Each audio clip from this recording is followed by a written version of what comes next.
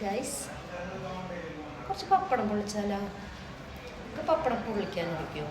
പിന്നെ ഡയറക്റ്റായിട്ട് പപ്പടം എണ്ണയിലിട്ടാലേ പൊന്തി ബോൾ പോലെയാകുക. അപ്പോൾ അതുകൊണ്ട് ഞാൻ കത്തി കൊണ്ട് ഇങ്ങനെ നടുവിലിങ്ങനെ കുത്തി ഹോളിട്ടിട്ടുണ്ട്. നല്ല തിളച്ച എണ്ണയിലിട്ടില്ലെങ്കിലേ പപ്പടം നല്ല പൊള്ളി വരത്തില്ല. കുത്തിയെടുക്കാൻ എന്താണ് 3 പപ്പടം ഇട്ടിട്ടായി. Expert me. തൊട്ടടുത്തോട്ടൊന്നും പോയി നിൽക്കരുത്. നമ്മൾ പപ്പടം പൊള്ളിക്കുമ്പോൾ കെയർഫുള്ളായിട്ടിരിക്കണം. അപ്പോൾ ഈച്ചെ